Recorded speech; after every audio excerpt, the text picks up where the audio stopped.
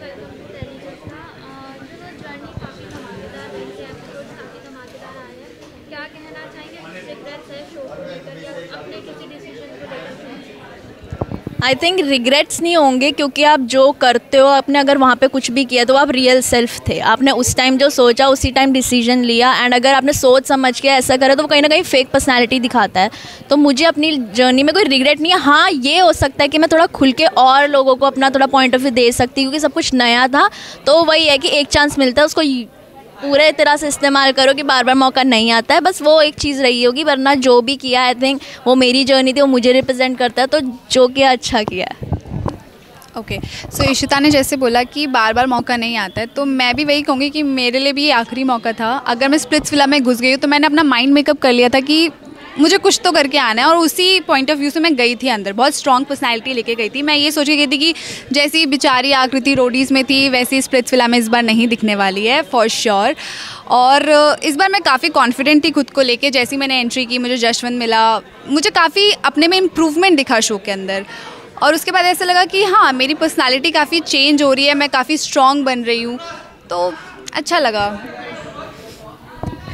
मेरा सिर्फ एक ही रिग्रेट है, मेरी चॉइस, बिकॉज उसकी वजह से मेरा स्क्रीन टाइम बहुत कम हो गया। मैंने इतना शो में दिया, इतना परफॉर्म किया, सब कुछ किया, लड़ाई झगड़े, but I realise that just because he had something going outside, उसकी वजह से मेरी स्क्रीन टाइम पे बहुत हैम्पर हुआ है। बट अगर मैं दूसरी तरीके से देखती हूँ तो मेरे हाथ में था भी क्या, ऑप्शंस तो बचे नहीं थे।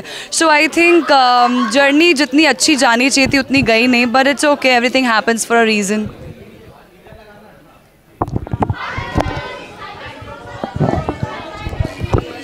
ठीक है, तो I believe in no regrets. It's my third reality show, तो मैंने सोचा था कि ऐसे खेलूँगा और बहुत सोच समझ के खेला। शायद थोड़ा और वोकल रहना चाहिए, क्योंकि the audience expected out of me और wants it out of me. मैंने बोला था, लेकिन may be then put all the parts I spoken, but overall I believe in no regrets. So I found a great partner, I had a great time, and yeah everything is going great. Keep watching the show. मैं question ही भूल गई थी actually. एक second, हाँ, regrets की बात हो रही थी ना। रिग्रेट मुझे किसी भी चीज़ का नहीं है शो के अंदर, ठीक है। नहीं, मुझे एक्चुअली में बताना है, मुझे रिग्रेट किसी भी चीज़ का नहीं है शो में। मैंने शिवित को निकाला, जो भी था, बेस्ट फ्रेंड को बिट्रे किया। अगर ऐसा लगता है कि मैंने बेस्ट फ्रेंड को बिट्रे किया तो कोई बात नहीं। मुझे जो डिसीजन उस पॉइंट पे सही लगा मैंने किया, जशवंत के लिए, अपने लिए। Because end of the day वो शो स्प्लिट्सविला है, कपल का शो है, और मैं जीतने गई थी वहाँ पर। मैं किसी और के लिए वहाँ ताली बजाने नहीं गई थी। तो मुझे रिग्रेट किसी भी चीज़ का नहीं है, और मैंने चौड़ में खेला अपने पार्टनर के साथ। Thank you.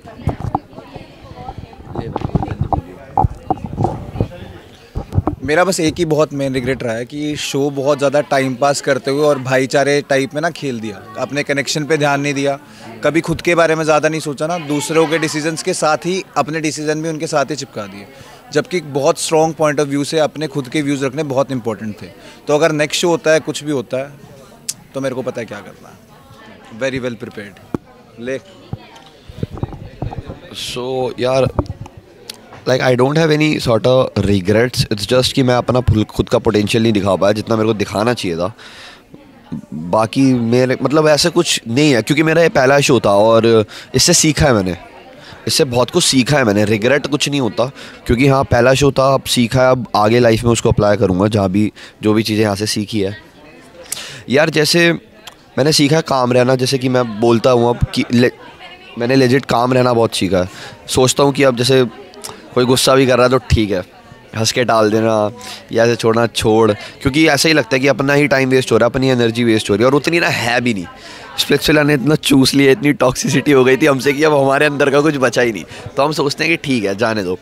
बाकी एक यही है, मतलब मलाल थोड़ा सा कि पोटेंशियल था मेरे में काफ़ी ज़्यादा, जो नहीं दिख पाया कि कई रीजंस की वजह से। That's it.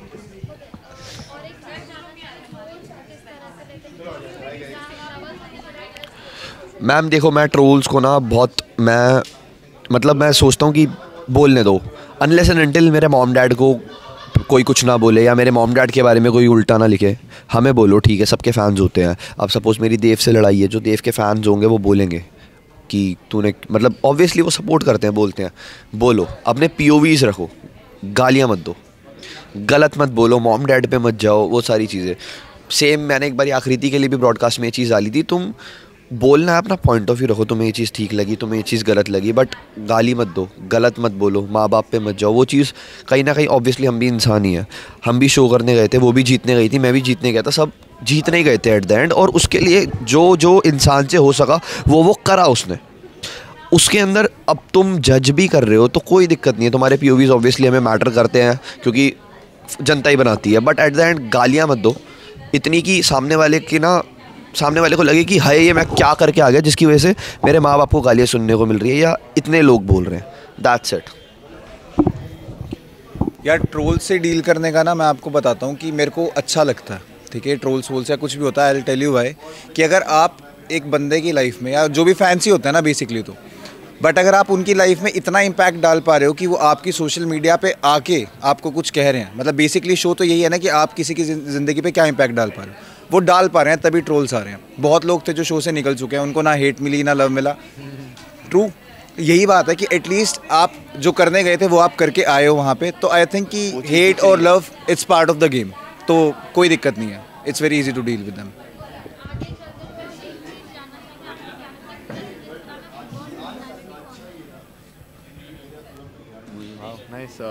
मैं बोलता हूँ आकृति। एक तो नहीं, मेरे को 3-4 लगते हैं। हाँ नहीं 2-3 तो लगते हैं। अरे मेरे नाम भी बोल दे इसमें। मेरे को तो 3-4, मेरे को तो सिर्फ 2 ही लगते हैं, आकृति और कशिश, बस। अच्छा लोग तुम लोग कर दो, मेरा हो गया। मतलब एक ऐसा नाम नहीं दे सकती कि जो पूरा कॉम्बिनेशन हो एक परफेक्ट, फिर भी अगर मुझे फिर भी लगता है वो मुझे कहीं ना कहीं कशिश लगती है, क्योंकि जैसी वो है ना तो असली लाइफ में भी वैसे ही बात करके रहती है। तो we need whole package entertainment, क्योंकि बिग बॉस ऐसा शो नहीं कि जो 1 घंटे का एपिसोड सिर्फ कट के आता है, आपको 24/7 कैमरास देख रहे हैं, तो आपकी वैसी पर्सनैलिटी होनी चाहिए असली लाइफ में भी, ताकि आप लोगों को एंटरटेन कर सको। सिर्फ एक झगड़े में लड़के नहीं आपका कवर अप हो सकता, तो मुझे कहीं ना कहीं उसका ऐसा लगता है कि वो परफेक्ट फिट बैठ सकती है। मुझे भी ऐसा लगता है कि हाँ मैं हूँ कंटेंट, मतलब चलता फिरता कंटेंट हूँ। मेरे साथ जश रहता है तो वो कभी बोर नहीं होता है। तो मुझे ऐसा लगता है मैं और जशवंत, बिकॉज़ हम लोगों ने जितना कंटेंट दिया है शो को, लाइक वो बहुत नेचुरली आया है, समझ रहे हो, वो जैसे नॉर्मल कपल होते हैं उनका प्यार दिखाया है। तो मुझे ऐसा लगता है कि हाँ शायद मैं और जशवंत काफ़ी अच्छा कर सकते हैं बिग बॉस में। और रही बात ट्रोलिंग की, ट्रोलिंग संभालना बहुत मुश्किल होता है। यू नो, आप रोज़ सुबह उठोगे नेगेटिव चीज़ें दिखेंगी, अच्छा खुद को भी नहीं लगेगा, राइट। तो अगर आपको पता है इस इंडस्ट्री में जाना है, आपको रियलिटी शोज़ में जाना है, तो आपको माइंड पहले से ही रेडी करना पड़ेगा, जिसके लिए मैं रेडी थी। तो हाँ अच्छी चल रही है, बट बुरा लगता है ऑनेस्टली। मैसेज बस यही बोलूँगी कि मेरी जर्नी देखने के बाद ये मत सोचना कि यार कट गया शो में, किसी से दिल नहीं लगाना। I always say that never close the door for love. It's a beautiful feeling to be in love, it's a beautiful feeling to like someone, do something for them, it's you. So even if your heart breaks down like for 10 times, dude, you're human and you deserve love in life. So just never close the door for love and feelings.